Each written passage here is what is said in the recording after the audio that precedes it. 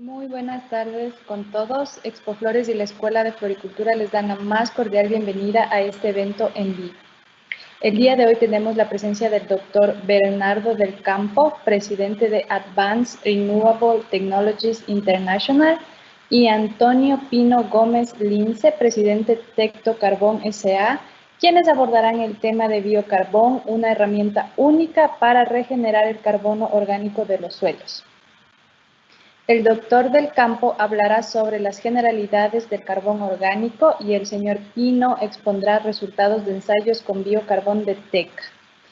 El doctor Bernardo del Campo es copropietario director de MRF Foods, consultor agrícola y consejero financiero y de gestión de empresas en Uruguay. Tiene un PhD en Ingeniería Mecánica, un máster en Ingeniería Agrícola y Bionegocios en la Universidad de Iowa y título de ingeniero agrónomo en Uruguay. Se desempeñó como asistente de investigación en Iowa State University en procesos termoquímicos. Es miembro fundador de NGSB, Nueva Generación de Científicos para Biodiesel, y es consejero agrícola en Uruguay. Antonio Pino es fundador de un grupo de empresas forestales de integración vertical con más de 20 años en el mercado. Es también miembro del directorio de API y de Corpay Capital. Tiene un BBA de University of Notre Dame en Indiana. Se desempeñó como vicepresidente de Promarisco S.A. Se desempeñó también como miembro del directorio de Global Aquaculture Alliance. Es miembro del directorio de la Cámara Nacional de Acuacultura, presidente del directorio de Azoteca y chairman del Third World TIC Conference. Les recuerdo que pueden hacer todas sus preguntas a través de la opción que está disponible en la barra que aparece a su derecha. Por favor, hacer sus preguntas con sus respectivos nombres, ya que no serán validadas si lo realizan como anónimos. A continuación doy paso a Bernardo y Antonio. Muchas gracias y bienvenidos. Gracias por la invitación de presentar un poco una introducción de biochar. Bueno, ahora voy a compartir mi pantalla.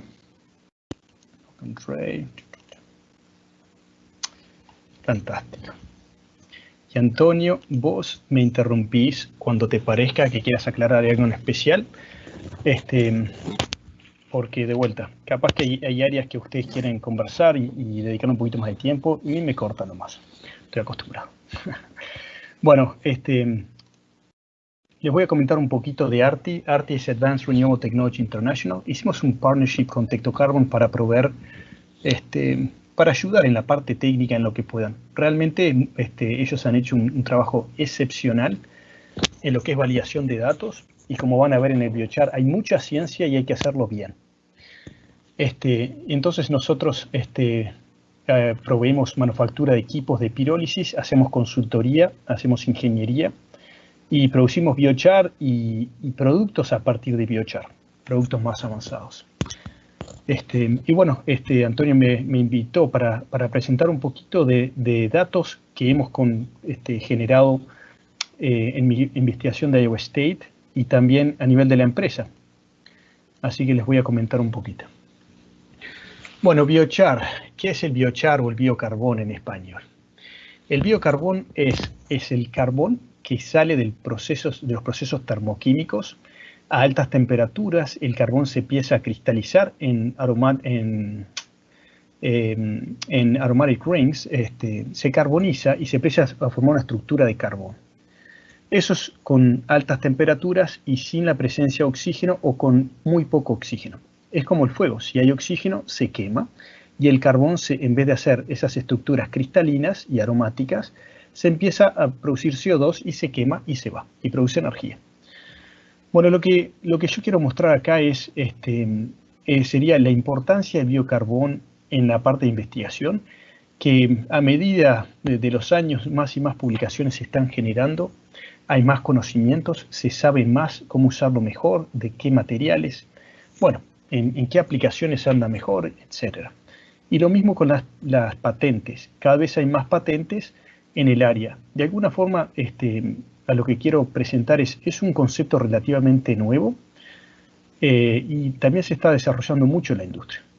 Y uno de los objetivos que teníamos con ARTI es acompañar a la industria en la producción de equipos y en la generación de know-how.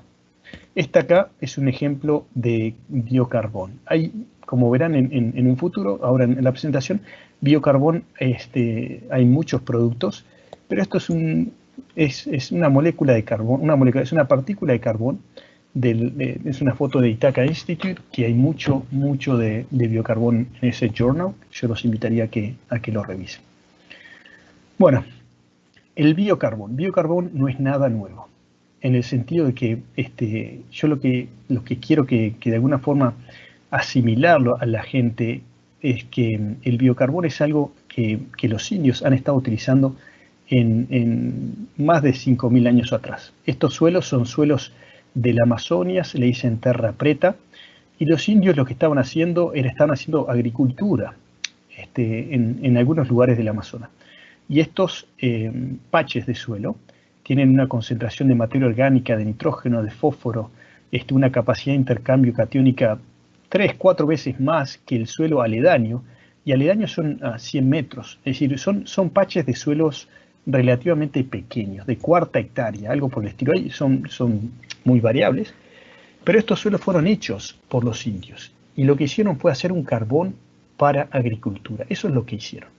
Y a partir de eso se han encontrado muchos otros suelos que tienen origen antropogénico en otros lugares del mundo. Pero la parte del Amazonas fue este descubridor de Wim Sombrek, que en el 60 empezó a encontrar esa relación entre suelos excelentes y residuos de indios. Y ahí se empezó la correlación y, bueno, de alguna forma, hoy en día los investigadores han ido mucho a investigar esos suelos, sacan partículas de suelo y te pueden decir cuándo fue ese carbón generado, que es una cosa impresionante. Bueno, así que lo que voy es, el carbón no es nada nuevo. El carbón ha estado generando suelos en otros lugares del mundo. Y bueno, el del Amazonas es el que la gente habla porque es un indicador relativamente sencillo de entender. Cómo el mejoramiento de suelos, más de 5.000 años en muchos de los casos de esos, sigue teniendo una calidad de suelos impresionante. 3 veces mejor que en los suelos aledaños, que son oxisoles, son muy ácidos, con aluminio, hierro intercambiable, muy baja capacidad de intercambio catiónico, suelos muy livianos. Los indios los transformaron en suelos excelentes y de hecho en muchos lugares la gente va a colectar esos suelos y a venderlos en las ciudades como suelos para plantas. Bueno, no yendo tan lejos de hecho yo estoy parado en suelos de molisores, yo estoy en Iowa, y bueno, los suelos de los grasslands, ¿no?, de acá en Estados Unidos, que forman la parte más importante de estos suelos pastoriles. Bueno, han salido varios papers más y más haciendo una relación muy directa entre lo que es el carbono orgánico de los suelos y el carbono pirogénico. Pirogénico es a partir de los fuegos, piro es fuego en latín. Entonces, más y más estamos haciendo una relación más directa de lo que son el carbono orgánico de estos suelos con las quemas naturales por los rayos y la acumulación de biomasa, y también por los indios que venían y prendían fuego esas praderas para que vengan los búfalos y demás a comer, ¿no? Entonces generan este carbón y ese carbón se acumula en el perfil del suelo. Y estos son los suelos que tienen hoy en día acá en Estados Unidos, que producen 10-12 toneladas de maíz sin hacer absolutamente nada. Bueno, plantan la semilla, fertilizante y demás, pero son rendimientos enormes. Y bueno, el carbono del suelo se va hacia 1 metro o quizás más, 2 metros de suelo. Solo para tener una idea de referencia, ¿no? Si decimos que en 1 metro de suelo aproximadamente, en promedio, tenemos 3% de carbono orgánico, estos suelos por hectárea están secuestrando, están acumulando más de 400 toneladas de carbono. Son números extraordinarios. Bueno, y haciendo un poco de relación lo que es el biocarbón con materia orgánica. Esto a un ingeniero agrónomo o a cualquiera que va a comprar suelo y ve un suelo negro, se da cuenta de lo que es un suelo de alta calidad. Entonces, ya me gusta decir que el biocarbón es como la materia orgánica sintética que nosotros hacemos y ponemos en los suelos. Y tengo muchísimos casos donde suelos relativamente malos con unas aplicaciones de biocarbón dejamos en suelos excelentes. Y bueno, haciendo un poco de correlación, lo que es materia orgánica en los suelos, con la importancia de la materia orgánica que es para el suelo, para la estructura, para los microorganismos, para los nutrientes, para la absorción, para la aireación, para la infiltración de agua, para la exploración radicular, para la absorción de nutrientes y fertilizantes, para que no se lo lleve la lluvia. La materia orgánica en el suelo es como el alma del suelo. Acá se dice dirt is not soil, ¿no? En el sentido de que el polvo muerto no es suelo. Y la materia orgánica es lo que le da la vida. Lo mismo con el biocarbón. El biocarbón, miren lo que es la molécula de materia orgánica, que obviamente esto es una simplificación, pero en términos generales tienen estos grupos aromáticos y después muchos grupos funcionales. Bueno, el biocarbón de alguna forma es algo similar a eso, similar. ¿Okay? De hecho, una parte de la materia orgánica, la parte más recalcitrante en muchos suelos es este biocarbón. ¿Y qué hace el biocarbón en los suelos? Bueno, ¿qué hace la materia orgánica en los suelos? Para empezar, aumentar la materia orgánica. El pH, de vuelta, depende de cómo lo haces, puede incrementar, lo varía el pH o reducir en algunos casos. La capacidad de intercambio catiónico incrementa sustancialmente, la capacidad de intercambio aniónico aumenta un poco. La infiltración, la retención, todas esas mejoras de suelos que son estructurales, que es de hecho de la capacidad de la materia orgánica de retener arcillas y partículas y hacer esos agregados de suelos que son tan importantes para reducir la compactación y bueno, aumentar el intercambio de aire y de agua. A niveles del suelo es importantísimo lo que puede hacer el biocarbón. A nivel de ambiente, bueno, al hacer biocarbón no se rompe. El biocarbón tiene una vida media en los suelos de cientos de años a miles de años.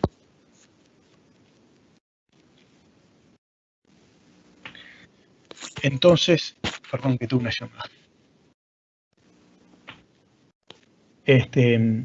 Y bueno, además de la capacidad de secuestrar carbono, porque no se rompe, reduce. ¿Por qué decimos que reduce los gases de efecto invernadero? Porque absorbe carbón, ¿no? Una forma que no se rompe, pero también hay muchísimos ensayos que reduce la emisión de metano en muchos suelos, la reducción de óxido nitroso en muchos suelos.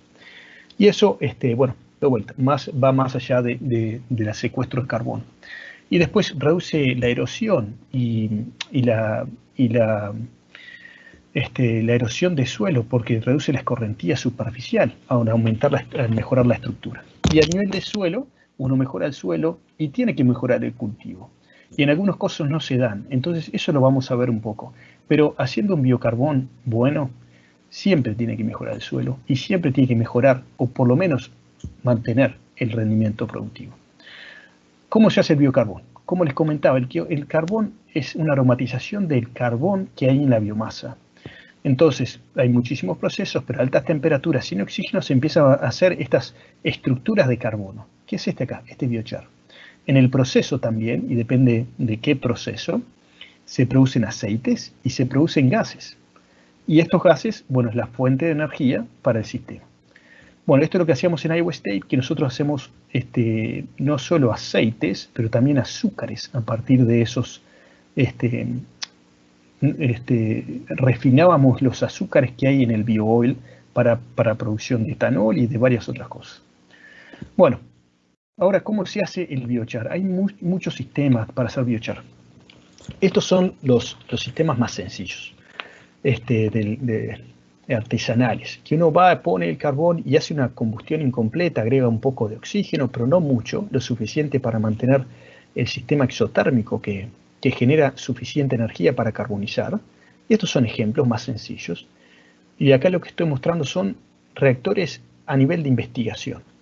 Entonces, investigación, como tenemos en Iowa State, estos son todos de Iowa State, hay muchísimas formas, tipos y tamaños de reactores. Y esos producen distintos compuestos y distintos biochares. Bueno, y a nivel industrial hay muchas máquinas, pero no se ven, no se ve mucho lo que es biocarbón para suelos, hay más biocarbones para otras cosas. Pero a nivel de suelos hay algunos, y son máquinas industriales. ¿Qué es lo que personalmente veo a todos estos sistemas? Son sistemas muy caros, en general, que producen relativamente poco para lo que es la capacidad, para lo que son las inversiones. y son bastante complejos. Entonces, eso ha sido uno de los problemas más importantes de por qué el carbón, en mi opinión, es algo tan excelente en nivel de suelos, pero no ha llegado a otra escala productiva. Es decir, hay movimiento, pero no es la evolución que a uno le gustaría ver. Bueno, y estas son unidades móviles, porque hay unidades móviles, en vez de mover toda esa biomasa, es mover el sistema. Estos son los reactores que nosotros hacemos, pero hay muchas empresas que hacen sistemas chicos móviles y producen poco, pero producen en el lugar donde está la biomasa, que eso ahorra mucho en el transporte. Entonces, bueno, hablando un poco del biochar en sí, lo que yo quiero que se queden con el mensaje es, hay muchas formas de hacer biochar, y como hay muchas formas de hacer el biochar, el carbón es muy distinto. Entonces, si el carbón es muy distinto, hay que saber cómo se hace, en qué uso se van a hacer y cómo mejorarlos. Igual como el café. Uno solo con la temperatura tiene café distintos, completamente distintos. Lo mismo con las partículas de biomasa que cocinamos. Esto es de la Universidad de Davis, que hay muchísimos trabajos estupendos en la parte de biocarbón, y es para mostrar un poco lo que son distintos materiales, distintos procesos, que son considerados biocarbón. Bueno, ahora vamos un poquito a la partícula. A mí me gusta mostrar esto porque esto se relaciona con los sistemas que tenemos hoy en día. Así que esta es una partícula de biomasa, la empezamos a calentar, lo primero que pasa es el agua se hace seca, y después seguimos aumentando la temperatura, más allá de los 100 grados, 200 grados, se empiezan a generar gases volátiles, el bio-oil, entra más calor, empiezan muchas de las reacciones que estábamos hablando anteriormente, de aromatización del carbón, se rompen muchas estructuras y se va aromatizando. Y después esa misma partícula en el reactor empieza a interaccionar con los gases que hay ahí adentro. Entonces, por ejemplo, acá tenemos dióxido de carbono, monóxido, agua, hidrógeno, metano. Empiezan de alguna forma a interaccionar con esa partícula y produce distintos carbones, dependiendo del ambiente en que se genera, de la temperatura, de los gases, de los volátiles, si se removieron o no.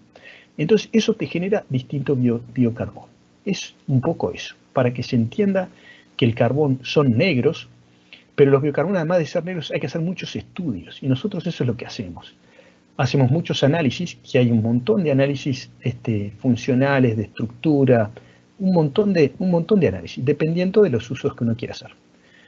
Bueno, esto es a ver, voy a sacar esto. Esto es uno de los trabajos de Lehman, que es un excelente investigador, y es solo para mostrar, lo que yo traigo esta gráfica, es solo para mostrar la importancia de la temperatura, por ejemplo, en parámetros de suelo, que es lo que ahora estamos relacionando ese carbón. Entonces, por ejemplo, el pH, como verán, a poquitos grados, a 300 grados, está alrededor de 4, y se puede ir hasta 12. Pero imagínense una enmienda orgánica, que uno puede cambiar el pH en ese rango. Lo mismo con la capacidad de intercambio, entre 50 y 200. Estos son números medios grandes para mi entender, pero bueno. Bueno, y lo mismo con el carbon recovery, cuánto carbono hay que se mantiene en el biochar, ¿ok? Bueno, y esto con la misma biomasa a distintas temperaturas. Imagínense el nivel de complejidad cuando empezamos a poner más reactores, más biomasas, más procesos dentro del sistema. Hay un montón de variables. Y esto es un poco esas mismas variables que veníamos conversando. Bueno, esto también es de unos metaanálisis que uno saca la información y las compara.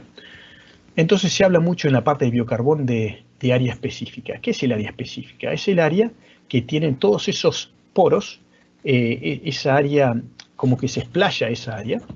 Entonces empieza a haber carbonos donde tienen muchísima área, que por esos poros chiquitos y buenas superficies, empieza a tener superficie de 500 metros cuadrados por gramo, o 1000 en algunos casos. El carbón activado tiene mucho, tiene cerca de 1000, dependiendo cómo se haga. Y bueno, y es para mostrar exactamente eso. Hay muchas temperaturas, con esto son muchísimos feedstock, muchísimos biomasas, tipo de biomasas, y hay una nube enorme de superficie. No quiere decir que por más temperatura se haga más, porque depende de muchas cosas. Pero eso es un poco, ¿no? Hay mucha gente que quiere más superficie específica, entonces, bueno, le hacemos un carbón con más superficie específica, pero para nivel de suelo, para mí, no cambia mucho. Y ahora yo después en otra diapositiva les voy a mostrar por qué la gente se aferra mucho a la superficie específica y en realidad hay mucho más que eso. Bueno, en Iowa State, como nosotros queremos producir aceites, ese es el objetivo principal, producimos un biochar, pero producimos un biochar muy poquito. Este es el biochar que producimos. Es muy poquito en comparación con otros sistemas, es 15% de la biomasa. Entra 1 tonelada, sacamos 150 kilos, más o menos. Bueno, y como verán, estos son distintos materiales y vean la diferencia de lo que es lo mismo, superficie específica. Algunos tienen 5, se acuerdan que antes estaba hablando de 500 en algunas situaciones, 20, muy poquito, y empezamos a estudiar por qué era eso. Para empezar, hay muchos aceites que todavía están en los poros, por lo tanto hay que sacarlos. Empezamos a hacer lavado con distintos solventes y cosas más importantes. Y mismo para evaluar qué es lo que hay en ese biocarbón, por qué tenemos tan poca superficie específica.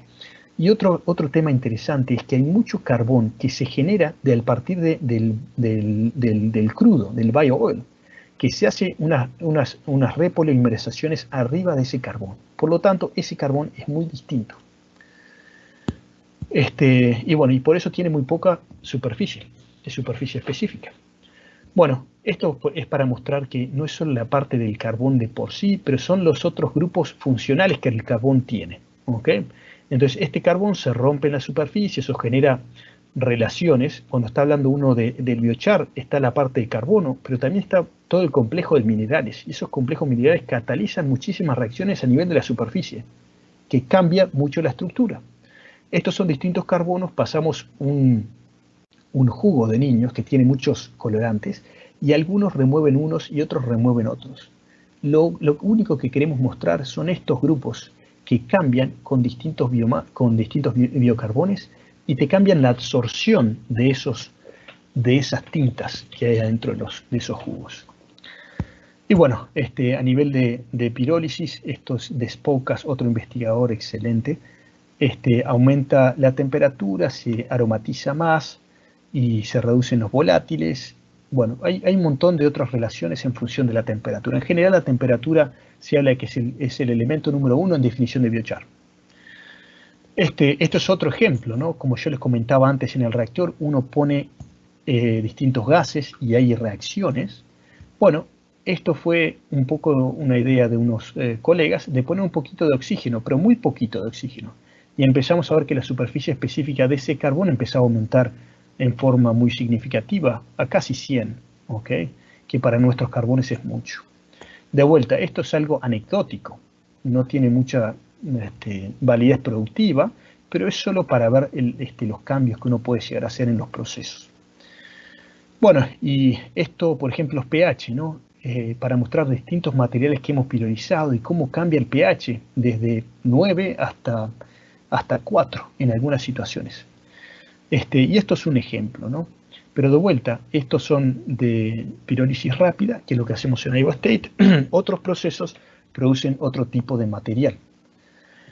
Esto es otro ejemplo de acá de fotos de distintos procesos de carbonización y cómo se ven, qué distintas las partículas son, qué distintas es el carbono, y bueno, qué distinto va a tener su funcionalidad y su respuesta en los suelos. Muy, muy distinta. Por eso hay que saber. Esto es otro colega de Iowa State, también, Dr. David Laird, ha hecho una contribución enorme en el área de biocarbón. Y esto es un ejemplo que para mí es muy impactante. Esto es un ejemplo es un análisis de después de 500 días de aplicar el biocarbón. Él hacía unas infiltraciones para ver cómo absorbe los nutrientes del suelo. Entonces, en este tipo de suelo, él agregó de 0 a 20 gramos, o sea, 2% de biochar en los suelos. Y entonces evaluó las propiedades de ese suelo después de 500 días aproximadamente. Entonces vemos que el carbono orgánico aumentó desde 2% aproximadamente hasta 3,5%. Casi lo duplicó. El nitrógeno lo mismo. Aumentase el carbono y hay un montón de microorganismos y un montón de absorción de nitrógeno, menos escorrentía, menos infiltración de los nutrientes. Hay un montón de reacciones en los suelos. Algunas son químicas y otras son biológicas. Y eso es un concepto importante que compleja más el estudio y entender qué es lo que está pasando con el carbón en los suelos. Miren esto, la capacidad de intercambio catiónica aumentó casi un 15% más. Esos son números que a un agrónomo le tiene que impactar muchísimo. Esto es vendría a ser la compactación, la densidad aparente de los suelos. La disminuyó por aproximadamente 10%. Y de vuelta, agregó un 2% en los suelos. Se ven el efecto que puede llegar a tener el buen biochar que uno sabe que está poniendo en ese tipo de suelo. Y el pH de 6,3 a 7,2. ¿Okay?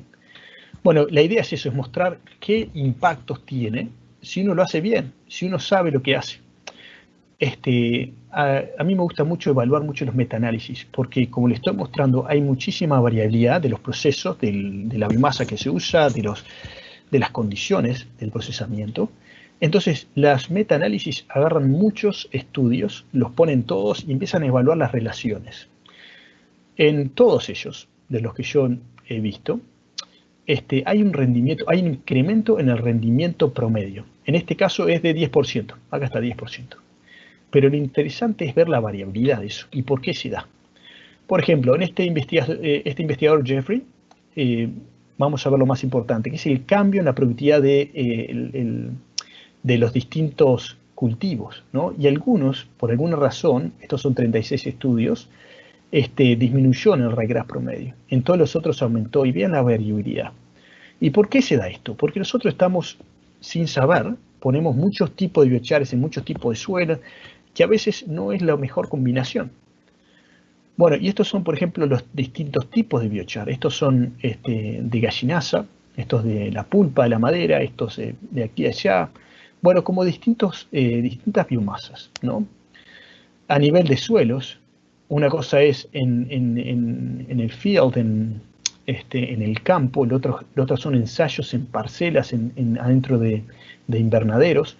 Y como ven, este es aproximadamente 5%, el promedio de los ensayos de parcela adentro de invernaderos es del 15%. Pero bueno, es un poco entendiendo la variabilidad que hay, dependiendo de eso, y eso nos da, es una herramienta muy buena, porque quiere decir que hay muchas herramientas que uno puede mejorar en ese biocarbón para distintas aplicaciones. Entonces hay que saber lo que se hace, ¿ok? Y esto es lo mismo, en biomasa hay un rendimiento aproximado de un 15%, y en grano o en frutos es un 5%. Esto es un metaanálisis. Este es otro análisis, lo mismo, con 300 estudios que los compilan. Y acá lo mismo, ¿no? Hay muchísimas relaciones, la biomasa arriba del suelo, abajo del suelo, la relación, el rendimiento es alrededor del 10% aproximadamente. Pero ojo, en algunos suelos y en algunas situaciones son 20 o 30, en otros son 5 o quizás negativo. Pero en general hay un rendimiento positivo muy interesante. Bueno, otro análisis, lo mismo, de otros colegas, pero lo que me gustaría resaltar en este metaanálisis, que se dedicaron más a los tipos de suelos y a las estructuras y demás, en qué tipos de suelos tenían mejores rendimientos, mejores relaciones en la productividad, en los suelos que uno consideraría malos suelos, con baja carbono orgánico, por ejemplo. Esto quiere decir, acá lo que estamos viendo, por ejemplo, es 20%, me parece que era este metaanálisis, en suelos muy bajos, con menos carbono orgánico, la respuesta al rendimiento es aproximadamente 20%. Y después cuando empieza a aumentar, empieza a disminuir, que esto en realidad hay que ver. Es lo que yo les digo, hay que entender por qué. El pH lo mismo, en suelos ácidos, donde hay aluminio intercambiable, hierro, pones cualquier biochar y te anda muy bien. Pero ojo, he visto muchos estudios donde tenemos suelos alcalinos, donde hay inmovilización de micronutrientes y otras cosas, y ponemos biochares que son inclusive más básicos que el suelo. Por eso hay que entender. Y otra respuesta muy clara, que en suelos de baja capacidad de intercambio catiónico, o suelos arenosos, muy livianos, hay respuestas muy buenas también. Así que en términos generales son suelos malos, la respuesta es muy buena. Suelos buenos hay que saber qué es lo que uno pone. Pero tendría que, en teoría, tener muy buenas relaciones de productividad, inclusive suelos buenos. Y ahora yo les voy a mostrar en Iowa, con esos suelos espectaculares, algunas simulaciones y proyectos de colegas míos. Bueno, este es un tema aparte que Antonio me pidió, es aplicar de biocarbón. De vuelta, estos son cosas que como no sabemos, aplicamos. Pero estos son problemas muy sencillos de solucionar. Uno pone humedad en ese biocarbón y se eliminan las partículas. 20%, 30% de humedad y se acabó. O hay otras formas de hacerlo también, con adherentes y demás, pero no se precisa. Lo que voy, estos son aplicaciones de nuestros biochares, que son biochares muy finos por el tipo de procesamiento que tenemos. Y bueno, y tenemos estos problemas asociados ambientales que no se pueden dar.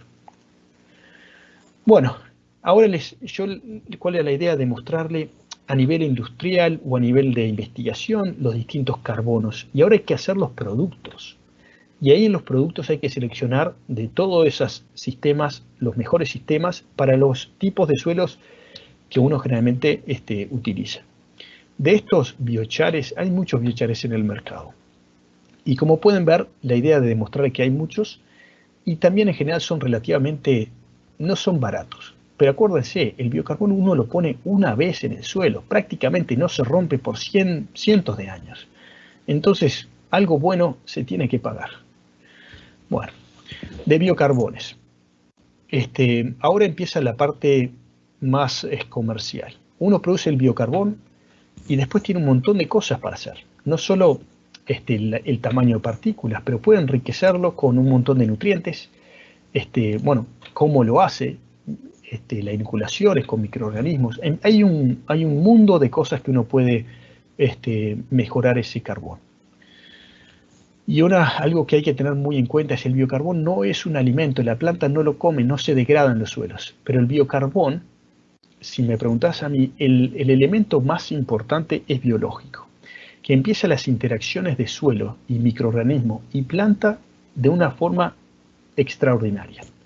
Hay una absorción de nutrientes muy importantes y un mejoramiento en la parte física de los suelos muy importante también.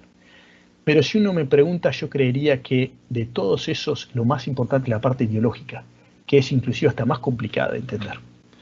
Acuérdense que el carbón cuando sale del reactor los producimos a 500 grados, por ejemplo, en nuestras máquinas. 500 grados Celsius, sale todo muerto, ¿no? Y hay que darle vida. Así que hay un montón de propiedades y un montón de cosas que se le puede hacer a ese carbón después de que salió del reactor. Bueno, y ¿se acuerdan cuando les estaba comentando de que hay muchos investigadores y mucha gente que le da mucha relación o mucha importancia a la estructura, a la área específica, ¿no? Dentro de esos elementos físicos de biocarbón, el área específica es muy importante. ¿Por qué? Porque hay una correlación en algún sentido de que más área específica, más porosidad significa más retención de agua, mejor hospedaje de microorganismos, en esto se da un montón de hospedaje. Y en realidad no es tan así, porque la superficie específica en la mayoría de los biocarbones está dada mayoritariamente con los microporos. Los microporos son inclusive de un tamaño más chico que esto, que no tiene interacción con el agua. Son tan chiquitos que el agua retenida ahí no es agua como en estos macroporos, que es de liberación súper libre, es muy, muy, muy poquita. Y lo mismo con los microorganismos, son muy chicos inclusive para los microorganismos. Hay absorción química, por lo tanto está bien, sirven, pero no es esa correlación que a uno le gustaría ver, más superficie específica, más retención de agua, o más, por ejemplo, incremento microbiano en esos suelos. No es así, es más complejo.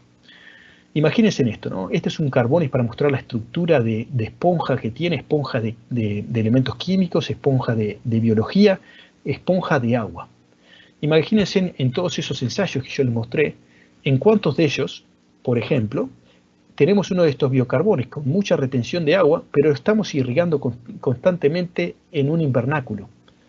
Entonces, si hacemos ese carbón para maximizar el agua, en realidad no tiene mucho impacto, porque justamente uno de los parámetros es le estamos dando agua cuando la planta precisa en un invernáculo. ¿Okay?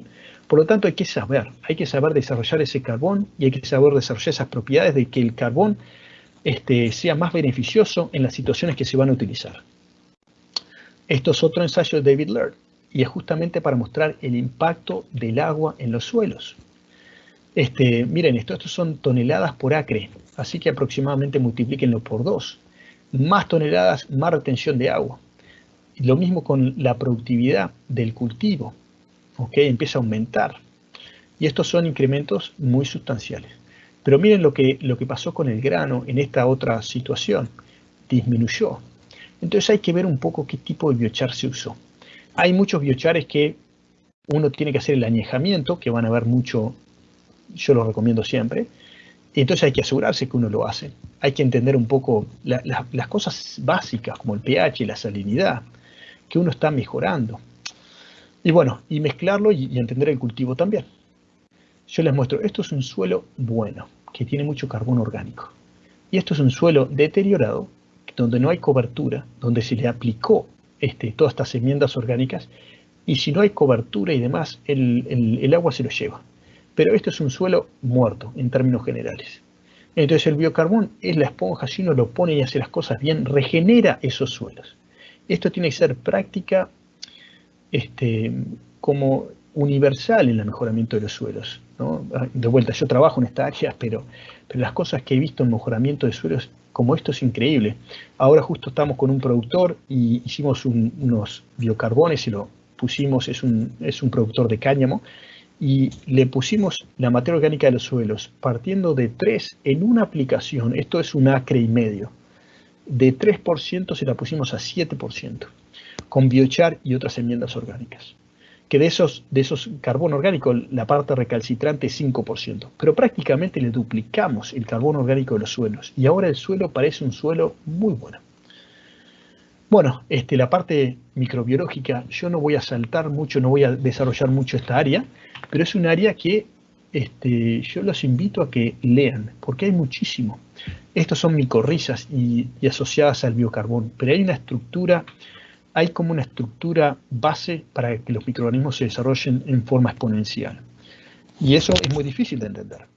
Pero hay efectos de simbiosis muy, muy buenos que, de vuelta, no les voy a comentar mucho, pero les voy a incitar a que lean y a que se eduquen en esa área. Como les estaba comentando, hay que entender el biocarbón que se utiliza, y miren este biocarbón que está parcialmente pirolizado, el cultivo, el suelo, el ambiente, es esa trilogía o tetralogía de condiciones para entender. ¿Okay? Pero esto es un ensayo en Alemania, miren el suelo que ellos tienen. Y miren el biocarbón que se estaba aplicando en ese ensayo. Así que siempre como un poco de cuidado. No cuidado, pero hay que saber entender. Bueno, esto es un ejemplo de biocarbón de nuestros materiales en Iowa, en estos suelos, que son relativamente buenos, y esto es el control. Estos son unos ensayos en Brasil de 500 toneladas, equivalente, ¿no? 500 toneladas por hectárea, estos son parcelas chicas. Pero si vieran la soja, lo que era la diferencia entre esta y la que no tenía es una cosa increíble. Este era el ejemplo de 500 toneladas. Y estos son ensayos de Alemania donde hacíamos estudios de nitratos y de NOx emitidos y bueno, lixiviación y un montón de cosas con biocarbón y sin biocarbón. Pero lo que voy es hay mucha investigación y hay mucha variabilidad y hay muchísimo para entender. Estos son ensayos, lo que hacemos en Iowa State. Este es un Sotiris, es un investigador, hace simulaciones con APSIM y un montón de modelos. Entonces, lo que único que quiero mostrar es estos son suelos excelentes de Iowa y hay un aumento de rendimiento, inclusive con el biochar, que es un 5%, que es muy interesante. En biomasa, esto es en grano y esto es en biomasa. Es decir, inclusive en estos suelos muy buenos hay un incremento. Y esto, de vuelta, es un promedio de, no me acuerdo cuántos biochares, pero de 100 biochares en este tipo de estudios de simulación. Y bueno, hay suelos buenos y hay suelos más no tan buenos, malos. Y en suelos malos hay más respuesta al rendimiento, justamente por lo que conversamos antes. Bueno, esto es otro ejemplo, esto es una escuela en Oklahoma, y estamos trabajando con ellos para mejorar los suelos, pero miren esto es un suelo de Oklahoma arenoso, muy malo, y esto es un 5% de inclusión de biochar, lo cambiamos enteramente en una aplicación. Esto de biochar.org, pero es para mostrar de que inclusive solo biocarbón se puede plantar, pero ojo, yo no lo recomiendo, pero hay que saber muchas cosas, pero se puede hacer un sustrato que solo en base a biocarbón. Esto de Itaca es para ver un poco la parte de agregación y las relaciones mineralo-orgánicas que hay en los suelos. Y esto es una foto mía, es un microscopio óptico normal. Estas son 200 micras de una partícula de pirólisis rápida. Es completamente distinto ese carbono. Esto no es investigación, esto es en mi laboratorio, pero es para mostrar, esto es una planta de maíz que estaba poniendo 10% biochar. Estos son, de vuelta, 100% biochar, esto era como 50% biochar, había 100, 50, era un poco para jugar con distintas plantas y distintas carbones y formulaciones. Estos son plantas de demostración a 100% biocarbón, y si vieran lo que es el desarrollo radicular, se enloquecen las plantas. Esto es en mi apartamento, de vuelta, esto es 100%. Esto es 100% biochar inoculado, ¿no? Cuando yo digo 100% biochar es el sustrato, pero después hay un montón de inoculaciones. Es ese alcanzar al producto, ¿ok? Pero lo que es, yo levanto la maceta entera y sale toda una maceta de raíces, una cosa increíble. Y esto es una maceta muy chiquita. Este es mi apartamento. Todo esto son plantas con biochar en altos porcentajes. Y también lo que hicimos en Iowa State es formular, a partir de biochar, vendría a ser el medio, los activábamos y hacíamos carbono activado a partir del biochar. Entonces ahí da un mundo de oportunidades, ¿no? Inclusive para el suelo, pero eso es otro proceso que es un poquito más caro, que ya con el biochar tenemos bastante para hacer. De vuelta, esto es un ejemplo, ¿no? Estamos usando un biochar de pirólisis rápida con altísimo pH, maté todas las plantas y después con un poco de modificación de ese biochar puse las plantas y crecimos un montón de plantas en 100% de biocarbono, ¿ok? La idea es eso, es que del biocarbón hay que mejorarlo y hay que modificarlo. No siempre, pero yo digo, hay situaciones donde esos biocarbonos son no apropiados para esos suelos, entonces uno los modifica y los hace apropiados para esos suelos. A nivel de suelo, uno pone el biocarbón y hay un montón de cambios biológicos y químicos. Entonces, hemos hecho un montón de respiraciones de suelo. ¿Y por qué les voy a mostrar esto? Esto de una colega de Alemania, Claudia Kammann, otra investigadora excelente, excelente, excelente. Lo único que le quiero mostrar es que uno pone el biochar en el suelo y los microorganismos y demás se enloquecen. Entonces, hay un montón de respiración. Y hay muchos colegas que dicen, bueno, aumenta la respiración, mirá, ese carbono que vos decías, no será del biochar, pero es del suelo mismo, que ahora se está volatilizando. Bueno, lo medimos. Y uno mide, y es verdad, hay un efecto de priming, donde se produce CO2, inclusive por los cambios de pH, ¿no? De uno pone un pH un poco más básico, y bueno, se evoluciona CO2. Bueno, pero en realidad lo único que hicimos fue medir cuánto carbono entra y cuánto carbono se da por esa respiración instantánea que hay. Y es muy poquito. Es muy, muy, muy poquito. Ponele 100 kilogramos por año. Bueno, pero uno está poniendo 1 tonelada de biochar por año, que son 3 toneladas de CO2 de este biochar específicamente. Y bueno, hay una cosa que a mí me llama mucho la atención, cómo hablamos de calentamiento global, de secuestro de carbono, y no tenemos más proyectos o más enfoque en la parte de biocarbón. Es la herramienta perfecta para secuestrar CO2, mejorando las propiedades del suelo, mejorando la productividad. Es una herramienta única, única, única. Esto es para que tengan una idea, ¿no? Lo que hice fue, acá, este es el campus de Iowa State, y quemamos mundialmente aproximadamente 2 millas cúbicas de petróleo. Todo esto se quema, perdón, entre petróleo, esto es de CO2, vendría a ser equivalente en petróleo, ¿ok? Se quema y se va al aire. Del aire se va a algún lado. Queda mucho en el aire porque se está acumulando, pero se va en otros lugares, como en los océanos, en otras formaciones geológicas, todo. A lo que voy, todo eso estaba abajo del suelo, en formaciones geológicas, lo sacamos, lo quemamos, lo pusimos en el aire en otros lugares. Pongamos todo esto en los suelos. Ese es un poco el mensaje, que bueno, y toda la parte de secuestro de captura de carbono, son muy costosos, son cosas industriales que a mi modo de entender no tienen sentido, porque estamos poniendo un montón de energía y dinero en secuestrar el carbono, ponerlo en un lugar y crucemos los dedos de que nada se rompa y no salga el CO2 de vuelta y mate, como en este caso, a un montón de pueblos alrededor de esta, que es una erupción de un volcán, que había unas cápsulas de CO2 abajo. Bueno, y hay mucho de James Lovelock, y bueno, dentro de las cosas que él dice, que léanlo, pues es muy interesante filósofo, que poniendo 1,5 milímetros de biochar secuestramos todo el CO2 que hemos emitido a niveles de sobre el suelo, ¿no? Sobre todo el planeta. O en croplands vendrías a poner aproximadamente 15 milímetros, que es 1,5 centímetros. Ponemos esto de biochar en esos suelos y de alguna forma secuestramos absolutamente todo el CO2 que hemos hecho desde la revolución industrial. Y si alguien me pregunta, ¿hay lugares para mejorar los suelos? Estos son los suelos degradados del mundo. Hay un montón de suelos. Acá en Iowa, nosotros estamos de alguna forma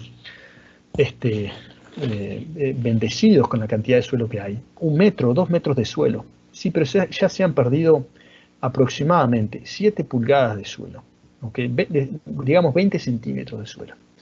Así que inclusive en nuestras áreas hay suelos para mejorar. Y se puede mejorar con el biocarbón. Y ahora yo le voy a dejar a Antonio. Yo les di un panorama general de lo que es el carbón a nivel de investigación y la potencialidad que esto tiene a nivel comercial. Y ahora Antonio les va a mostrar los estudios que han hecho, científicos, con respuestas de rendimientos en muchas flores y demás, para que vean lo que es a nivel comercial, cómo se está moviendo el biocarbón. Y con eso, Antonio, te voy dejando y muchas gracias. Bueno, muchísimas gracias, Bernardo, por esa magistral y muy valiosa presentación sobre el biocarbón. Nos has dejado algunos conceptos clarísimos que sin duda alguna van a aportar mucho a nuestros futuros emprendimientos con biocarbón.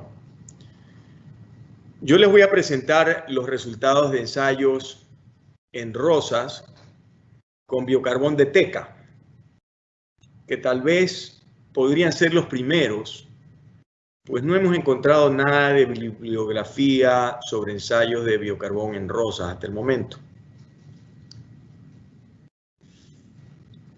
Tectocarbón tiene sus inicios en plantaciones clonales de teca de alto rendimiento y la historia es que hace 4 años, en un recorrido de rutina, nos encontramos con esto. Una línea de árboles de 6 meses de edad con una altura doble de la de sus vecinos, lo cual nos admiró muchísimo, pues nuestras plantaciones clonales suelen ser siempre muy uniformes. ¿Qué ocurrió? Esta línea de árboles con mayor desarrollo había sido sembrada en desechos de árboles de teca de primer ciclo, de la cosecha final del año anterior, que habían sido carbonizados. Justo ahí había caído la siembra de esa hilera de teca. En esta foto vemos nuestro vivero de teca que está adyacente a nuestro invernadero, donde mantenemos las plantas madres que abastecen nuestro mini jardín clonal. Como en el cultivo de teca, el despegue acelerado en el primer año de desarrollo es muy crítico para el performance futuro de la plantación, decidimos contratar una asesoría especializada para desarrollar un producto que nos permita replicar en nuestras plantaciones el mismo despegue excepcional observado accidentalmente en esas líneas. En efecto, importamos 15 de las más reconocidas marcas de biocarbón en el mundo para medirnos en ensayos varios contra el nuevo producto que habíamos desarrollado y nos encontramos consistentemente con un performance superior del biocarbón a base de teca. Este importante hallazgo para nosotros, que se dio primero en este vivero, nos motivó a la creación de Tectocarbón. En estas fotos se observa la gran diferencia que se consigue en altura y grosor de tallo. No solamente conseguimos mayor diferencia en esas dos variables, sino que también acortamos el tiempo de producción en vivero de 12 semanas a 8 semanas, que normalmente nuestro estándar ha sido 12 semanas, redujimos 4 semanas. Nosotros venimos produciendo plantas de teca desde hace 20 años y esta dramática ganancia es algo que simplemente no imaginamos posible. Desde un inicio entendimos que el factor clave de éxito para un proyecto de enmiendas de alta durabilidad como el biocarbón tendría su pilar en un conocimiento profundo de los productos a través de mucha investigación e innovación. Nuestros primeros ensayos de TECA, de hecho, cuentan ya con más de 3 años de monitoreo. Aquí listamos los 13 diferentes cultivos en los que hemos realizado ensayos, tanto de propagación como de campo, en costa, sierra y oriente del Ecuador, todos con el único fin de lograr un mejoramiento sostenido en la productividad agrícola.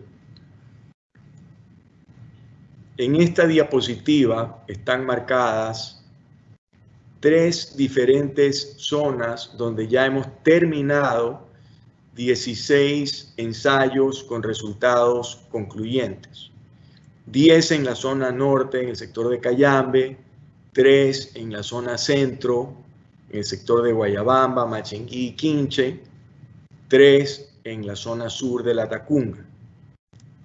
Para enfocar mucho mejor nuestro trabajo y someternos a lo que consideramos sería el más riguroso escrutinio posible de nuestros productos, desde un inicio decidimos seleccionar al sector florícola para nuestros primeros ensayos comerciales, dado el gran nivel técnico y de precisión con el que ustedes operan.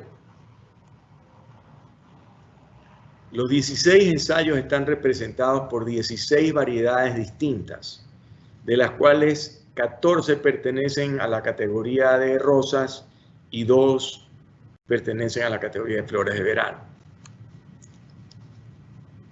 Tenemos en curso 7 ensayos en 7 variedades más, con lo cual completaríamos 23 variedades entre rosas, rosas spray y flores de verano.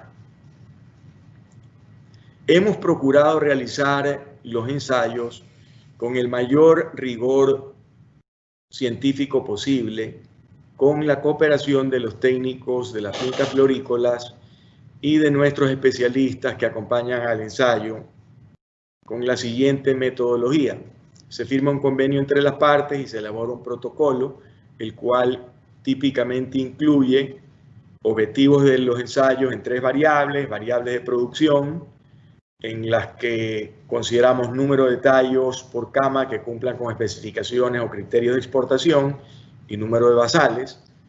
Evaluamos variables de calidad en largo de tallo, en calibre de tallo, en longitud de botón y en peso. Y también evaluamos el costo-beneficio para tener una clara idea de qué tan rápido se podía pagar el producto. También estudiamos factores como la dosis y la granulometría en función del tipo de suelo.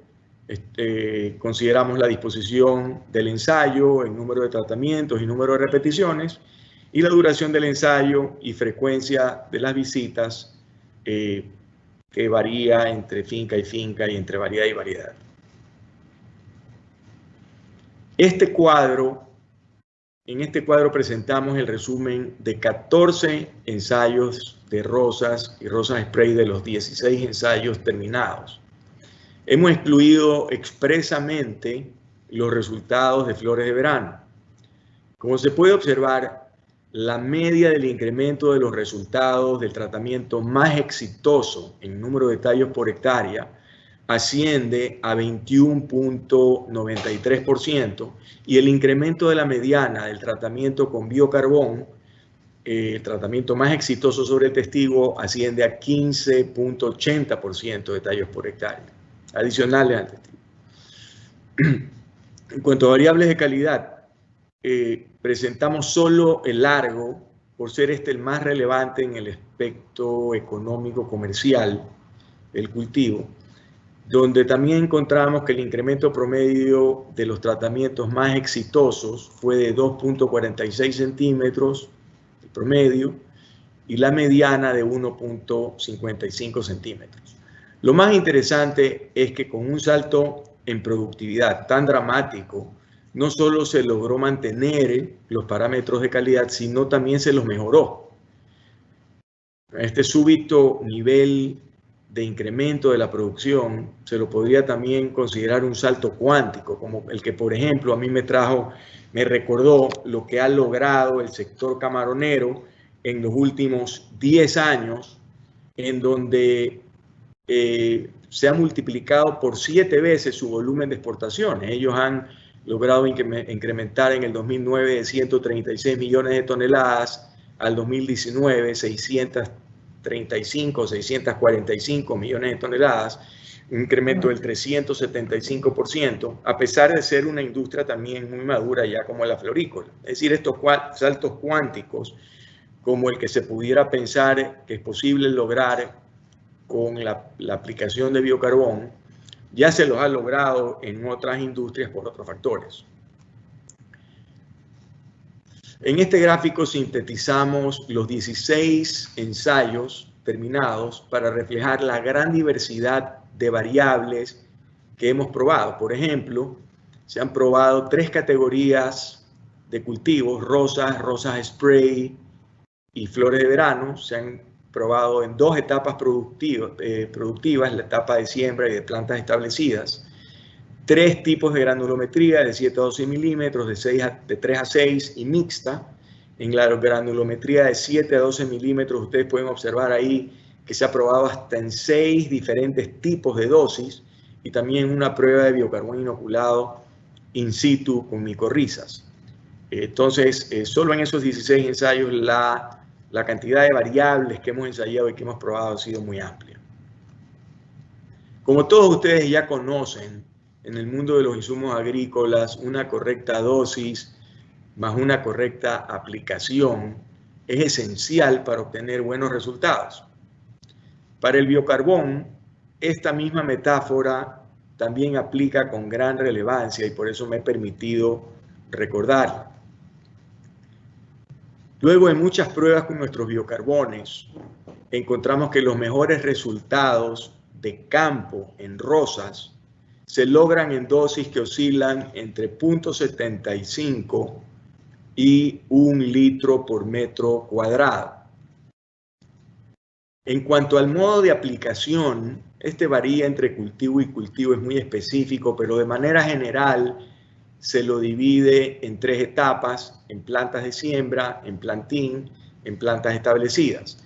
El biocarbón en el tiempo siempre funciona mejor al estar 100% cubierto de suelo que esparcido solamente en la superficie.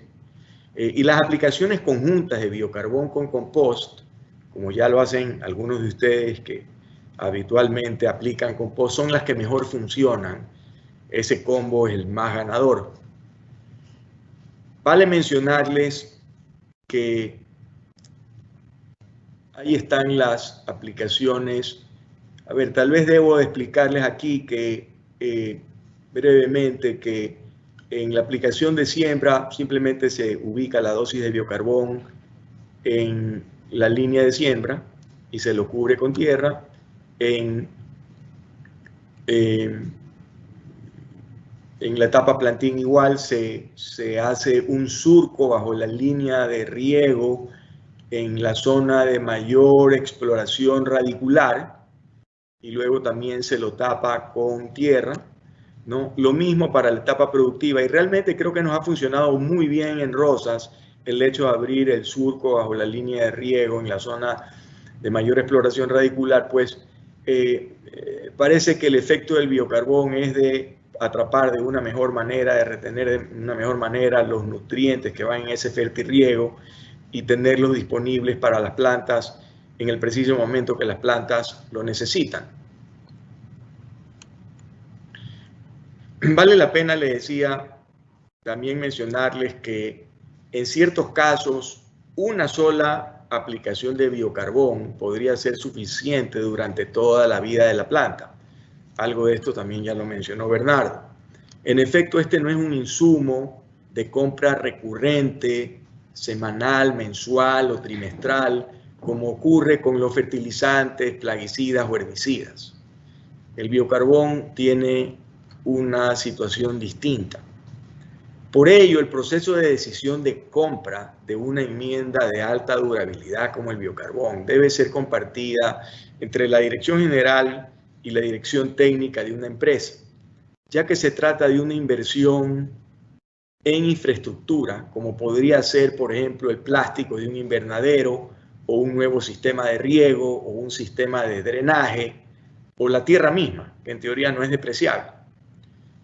Entonces, el biocarbón, más allá de aportar directamente a incrementar significativamente los márgenes financieros, una mejora del biocarbón a la estructura y biología del suelo no solo otorga también mayor plusvalía a una propiedad agrícola, sino que como cualquier otro activo se queda aportando a la empresa por muchos años.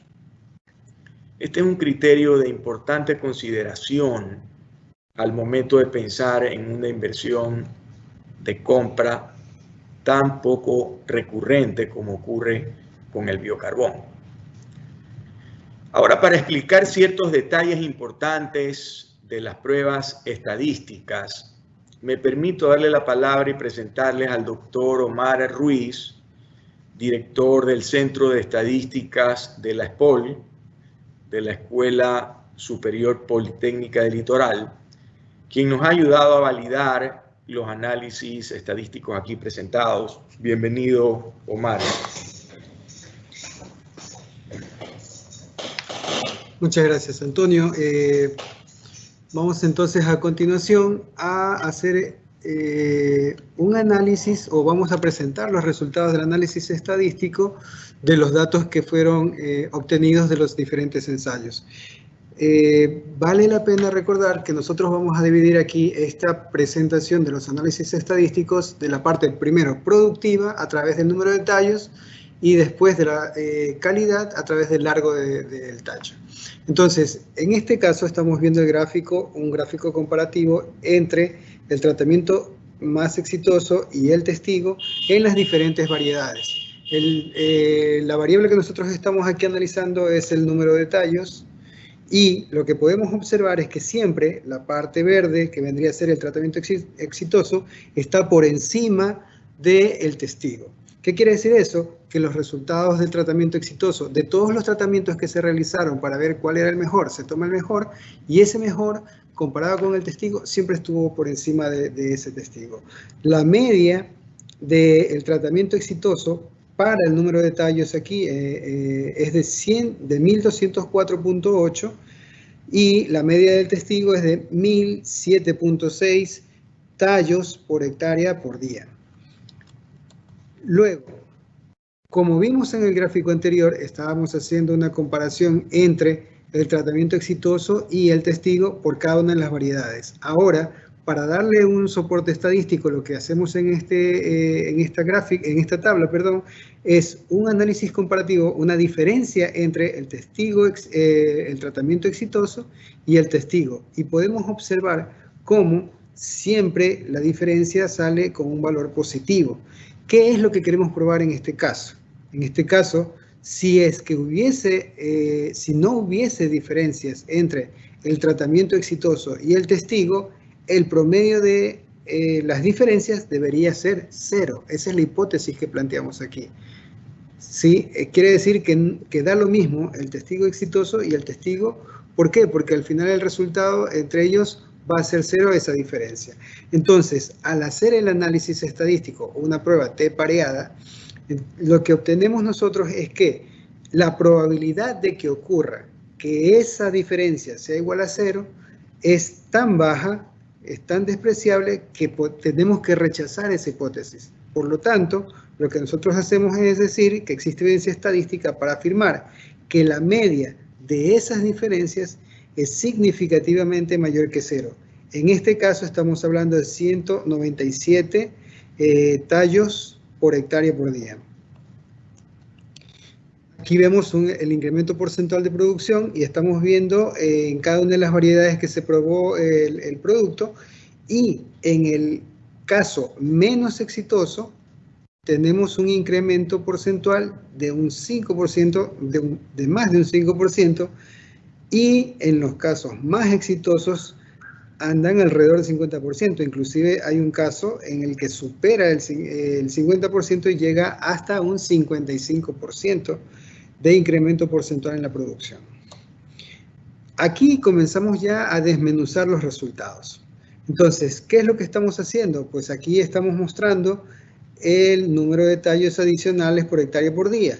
Vemos que aquí hay dos casos en el que estos valores se los puede considerar atípicos. ¿Por qué? Porque dentro de la normalidad está este grupo, en el gráfico de caja, que la línea en la parte inferior es el mínimo y en la parte superior es el máximo. Entonces estamos diciendo que estos de aquí se salen de la norma. Es como que encontráramos personas de 2 metros, 2 metros 30 en un país como el nuestro, Ecuador, donde podría estar llegando hasta 1,90 quizás en la estatura, ¿no? Entonces, esos casos atípicos, si los consideramos y calculamos el promedio o la media, llegaríamos a tener un promedio de 821 tallos adicionales por hectárea por día. Pero, como son estos datos atípicos, los sacamos del común, y al sacarlos del común, del grupo que tiene un comportamiento más homogéneo, vemos que el promedio se reduce a 422. 422 tallos adicionales por hectárea por día. ¿Qué más estamos viendo aquí? Que el 50% de los casos más exitosos, vemos que tiene de 426 tallos adicionales, podría llegar hasta 1.195 tallos adicionales. Ese es el comportamiento normal de estos resultados que se han dado en esta variable. Aquí vemos también más en detalle lo que pasa con el porcentaje, el incremento en la producción, ¿no? Entonces, aquí están los casos que ustedes observaron, los tres que están alrededor del 50%, el uno tiene 54.95, el otro tiene 50.30 y el otro tiene 47.14. Son casos excepcionales, casos reales, y considerando todos estos valores, el promedio llega a tener 21.93 como porcentaje de incremento de la producción. Si sacáramos otra vez estos valores atípicos, el porcentaje de incremento en la producción sería de 14.05%. Otra vez, el 50% de los casos más exitosos anda entre el 15.8% y el 23.36%. Ahora comenzamos a ver ya los resultados en cuanto a calidad. ¿Qué es lo que estamos observando? Que ya no solamente vamos a analizar que haya un mayor número de tallos, sino que la calidad del tallo se mantenga o sea superior. En este caso, lo que estamos analizando es el promedio de largo del tallo, y otra vez el tratamiento exitoso versus el testigo nos está mostrando aquí que la media del testigo está por debajo de la media del tratamiento exitoso. Vemos que la media del testigo es 58.9, podríamos decir 59, y la media del tratamiento exitoso es 51.3. Es decir, que hay más de 2 centímetros de diferencia en promedio del largo de tallos entre el tratamiento exitoso, que está por encima, del testigo. Adicionalmente, acá vemos un comportamiento otra vez un poco más homogéneo, y observamos que el valor mínimo de incremento entre el testigo y el tratamiento exitoso es de 0.1 centímetros. Quiere decir que no hubo ningún caso en el que sean iguales. Siempre el tratamiento exitoso estuvo por arriba del testigo en promedio. Y la media de estas diferencias es de 2.46 centímetros. Quiere decir que el tratamiento exitoso en promedio tiene 2.46 centímetros arriba de lo que produjo el testigo. Y en cuanto a los casos más exitosos, el 50% de los casos más exitosos anda entre 1.55 centímetros y podría llegar inclusive hasta 7.30 centímetros de diferencia entre el tratamiento exitoso y el testigo. Lo que estamos diciendo en este caso es que no solamente se incrementa el número de tallos, sino que se incrementa también la calidad del tallo. Entonces, comprobado estadísticamente la afirmación que hizo Antonio al inicio de la presentación. Antonio. Muchas gracias, Omar, por tu clarísima explicación. Para el caso de la industria florícola, hemos logrado demostrar con evidencias cómo una buena fuente de carbón orgánico, sin duda alguna, los puede asistir en lograr un salto cuántico en esta etapa nueva de sus negocios, con una crisis de COVID por adelante y con muchos retos por adelante. Dicen que una imagen es equivalente a 1000 palabras. Por ello, para finalizar, quiero mostrarles un vídeo que uno de nuestros especialistas tomó durante el curso de uno de los ensayos que hemos referido en esta presentación, donde se refleja claramente el incremento de productividad que se puede lograr con aplicaciones de biocarbón de teca. Ustedes ahí van a poder ver que la cama de la izquierda, que es el tratamiento con biocarbón de teca, tiene una cantidad inmensamente mayor de tallos productivos que la cama de la derecha, que es el testigo. Ahí va el vídeo.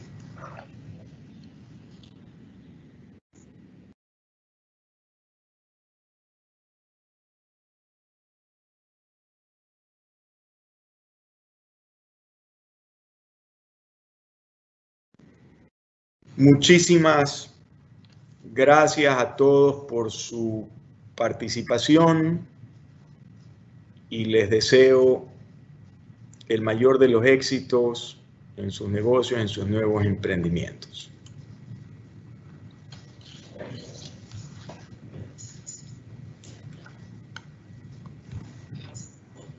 Perfecto, muchas gracias, Antonio y Bernardo. Tenemos unas cuantas preguntas, voy a empezar a leerlas.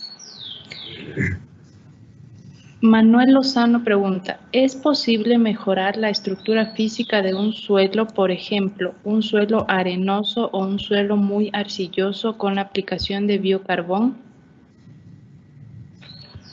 Sí, por supuesto.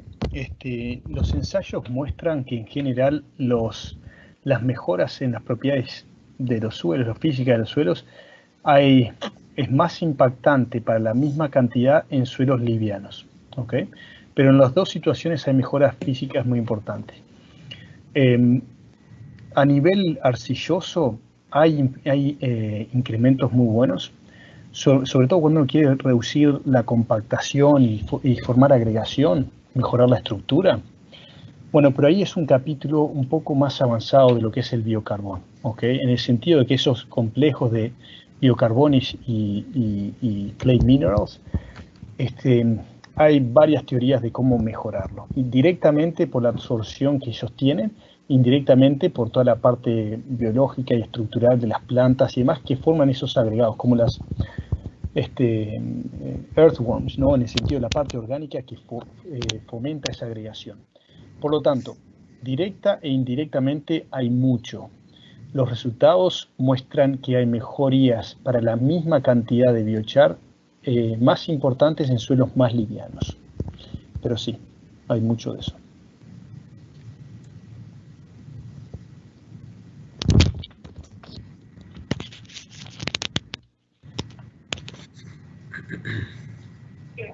Muchas gracias. Siguiente pregunta.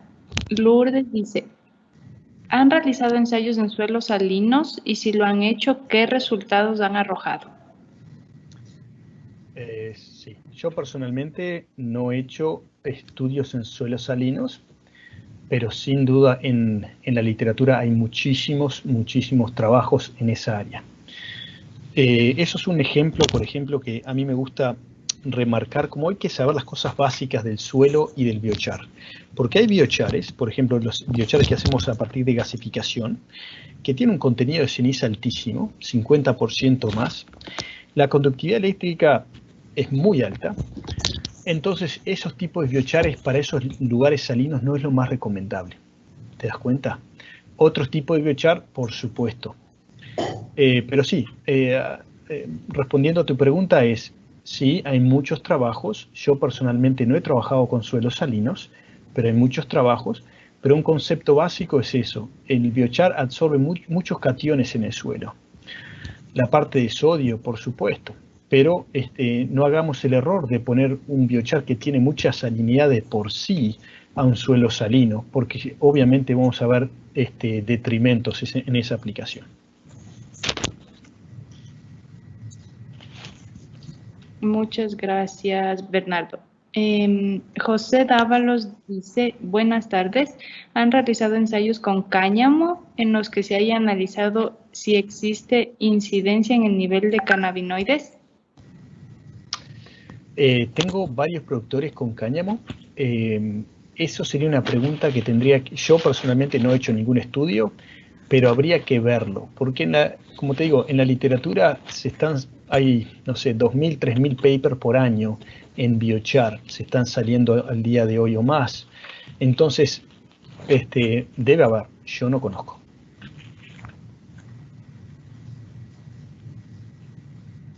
Ok, perfecto. El ingeniero Messi dice si podrían saber el costo por kilogramo. Antonio, ¿querés vos responder esta? Yo respondo si quieren números estadounidenses, pero... Sí, el Tectopore, que tiene varias presentaciones, el producto tiene un precio de $450 por metro cúbico, que no incluye el costo de despacho. Eso es puesto, digamos, ex fábrica o ex bodega. Perfecto. Y ahora yo les voy a dar números de Estados Unidos. Acá, de vuelta, el biocarbón, el biochar, hay muchas empresas que lo venden. Yo te diría que estamos para niveles chicos de comercialización, son los números que Antonio manejó. En bulk, a nivel de camión, si uno compra un camión, puede estar haciendo $300 el metro cúbico, aproximadamente.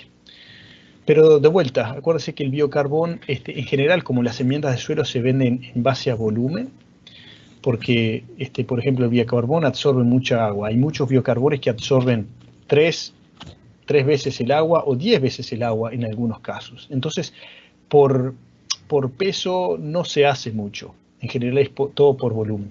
Pero también así, cuando nosotros molemos el biocarbón para llegar a un tamaño de partícula, de alguna forma reducimos también el volumen del material. Así que son conceptos que hay que manejar para hacer una compra precisa del producto que uno quiere. Perfecto, muchas gracias. La siguiente pregunta es de Víctor Jiménez. Dice, ¿qué otras especies forestales o vegetales en general son una fuente de biocarbón de alta calidad? Bueno, buenísima pregunta. A ver cómo le explico. Un tema aparte de la pregunta anterior es, acuérdense que el biocarbón uno lo aplica una vez y después la degradación es extremadamente lenta, por lo tanto son cientos de años. Entonces, cuando uno habla de una práctica que mejora los suelos, esto es increíble. Y lo aplica, en términos generales, una vez. Pero a nivel comercial, lo que nosotros proponemos es aplicar poco, muchas veces. ¿Ok? Porque si no, hacemos como los ensayos que yo les mostré de la soja con 500 toneladas. Esos son 50 camiones por hectárea. No es real, pero es decir, es real a términos futuros, pero no es real en términos económicos. Buenísimo. A nivel, ¿qué es un biocarbón de alta calidad? Bueno, en términos generales, yo lo que he visto es difícil definir calidad. Pero los biocarbones de madera dura que yo he visto y hemos trabajado son muy buenos y andan en muchísimos suelos. Es como decir, un producto general anda muy bien y uno lo hace con procesos termoquímicos normales y en general tiene un biocarbón que se amolda a cualquier situación. Ojo, no quiere decir el biocarbón, como hay que entender lo que es, qué es uno bueno y qué es uno malo. Hay que entender cuál es un suelo, qué es el suelo, cuál es el cultivo, cuál es el ambiente y después a partir de eso tener el biocarbón. ¿Okay? Porque, por ejemplo, nosotros hemos hecho biocarbones de biosóleos, hemos hecho carbones de gallinaza, son excelentes carbonos en sus situaciones. ¿Okay? Hemos hecho biocarbón de huesos, hemos hecho biocarbón de lo que te puedas imaginar, de residuos orgánicos de la industria. Obviamente no los recomiendo. Yo manejo los biocarbones sencillos, como los de madera dura, de pastos y demás. Hay que tener cuidados con esos en la parte de salinidad, por ejemplo. Pero no hay biocarbón malo. Hay malo cuando no se entiende la ecuación y se la aplica en una forma que no está bien, correctamente. Hay biocarbones malos cuando los hace mal. Pero si eso uno entiende el proceso, no tendría por qué tener un biochar de mala calidad. Muchas gracias. Miguel dice la siguiente pregunta. ¿Se ha estimado o medido el CIC del biochar? ¿Cómo podemos compararlo con otras enmiendas orgánicas? Bueno, hacemos una cosa. Después de esto hablamos la parte técnica. Capacidad de intercambio catiónico es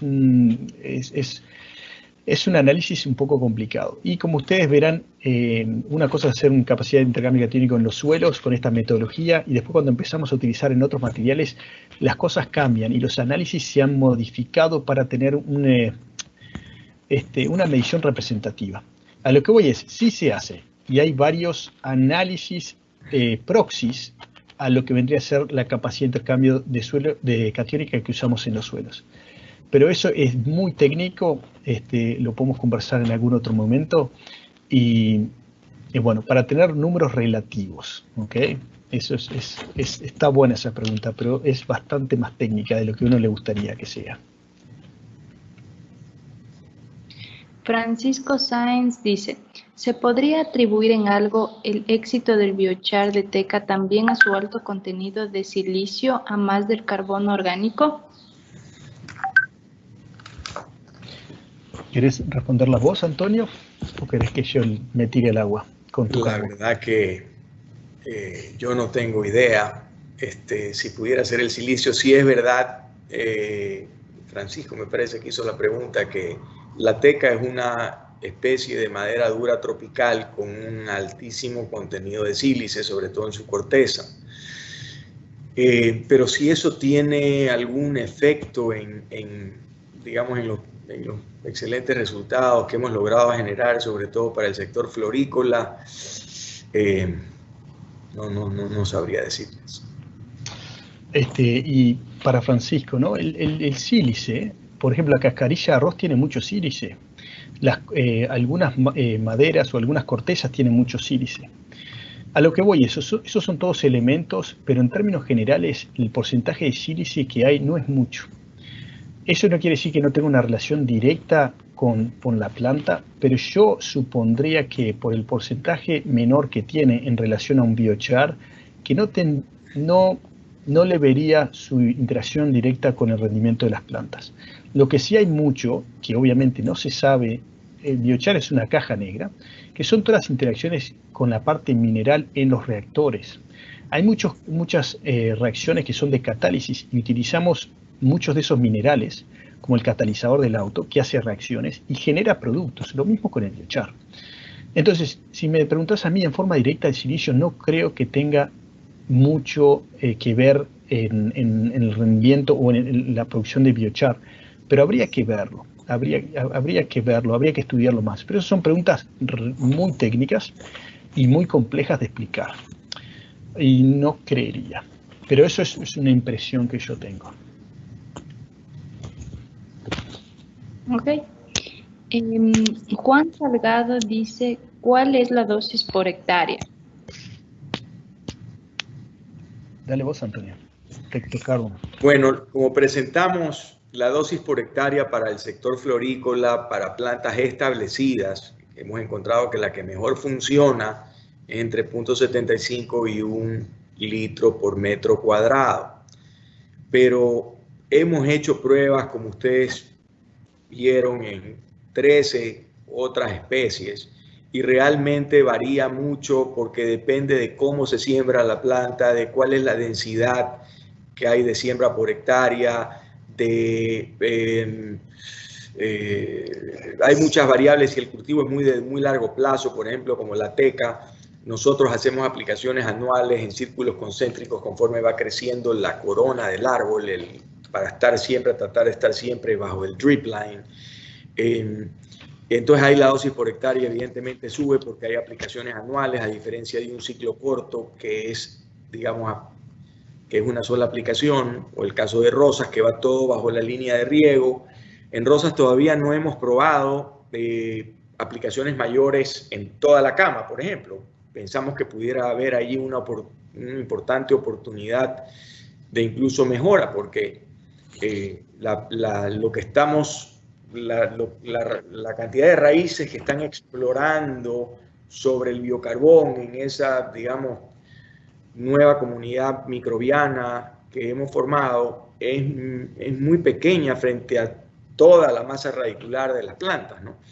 Entonces hay todavía mucho por investigar, por eso nosotros hemos declarado que este es un proyecto que requiere necesariamente investigación constante, investigación permanente, seguramente durante muchos años, para ir realmente afinando todo.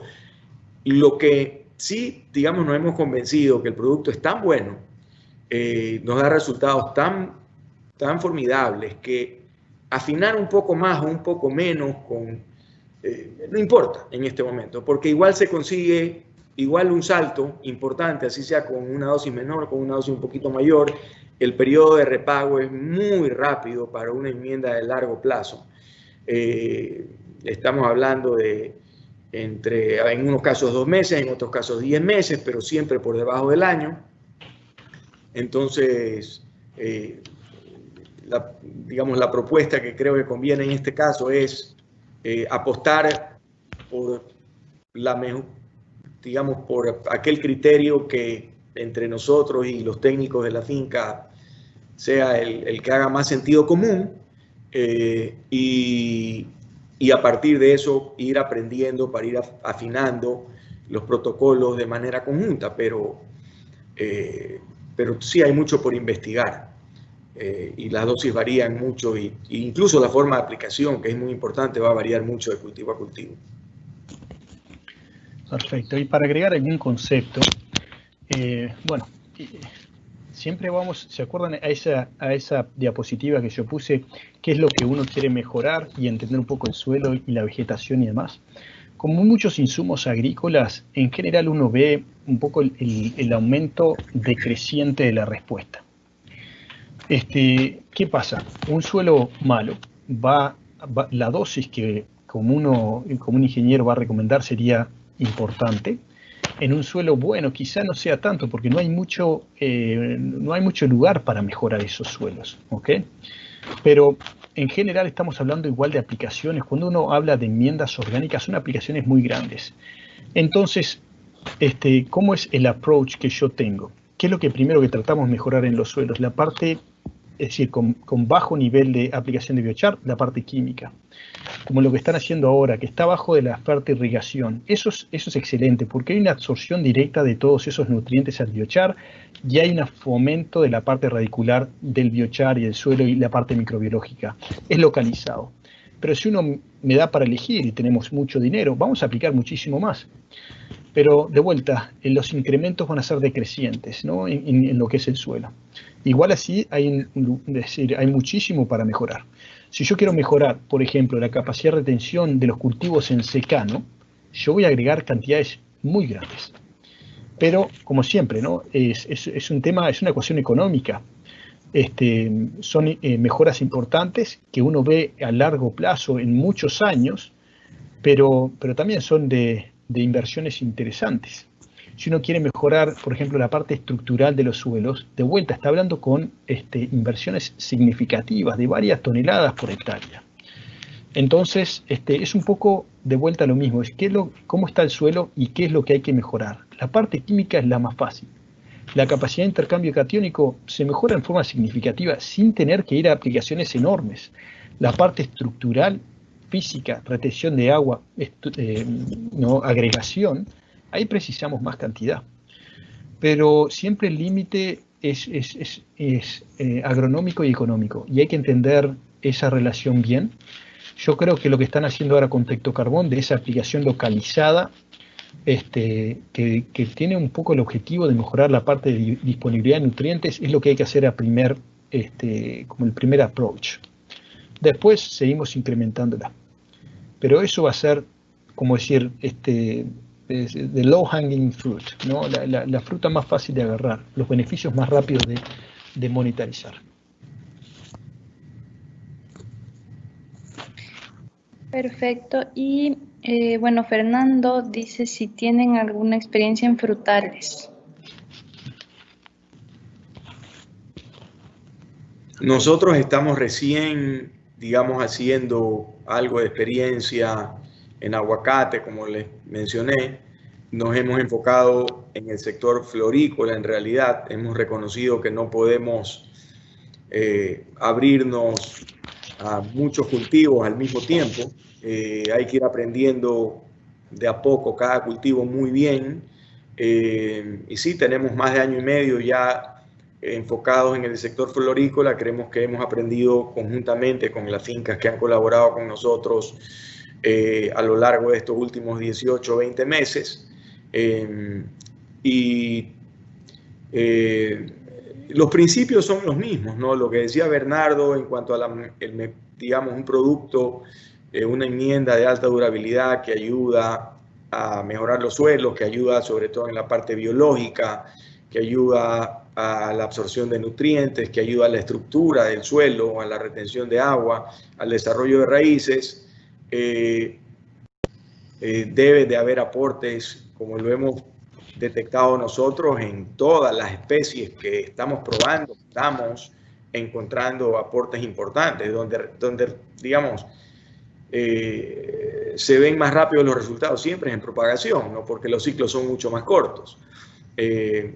Pero en campo, en frutales que son árboles en muchos casos perennes de cultivos de largo plazo, intuimos que al igual que en el cultivo de teca, donde ahí sí ya tenemos 3 años de pruebas y con resultados muy contundentes, muy favorables, intuimos que deberían de haber igual resultados favorables.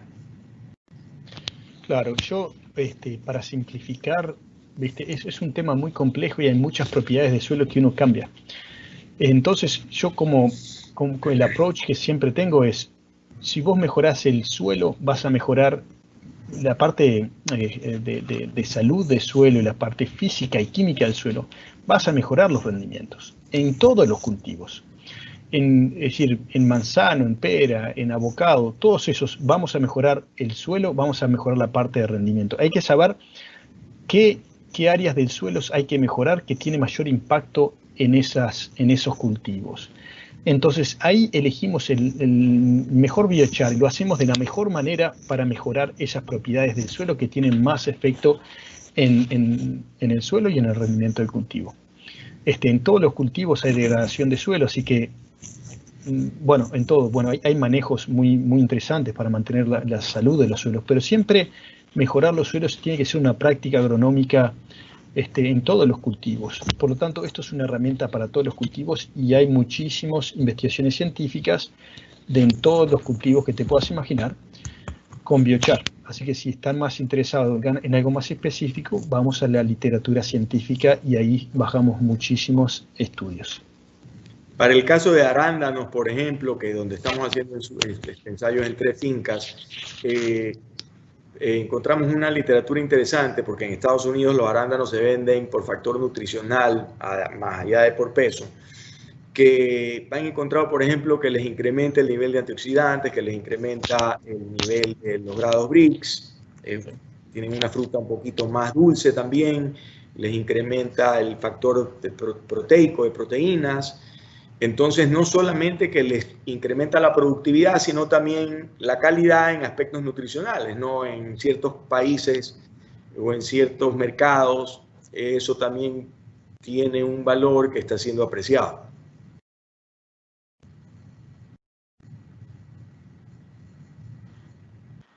Perfecto.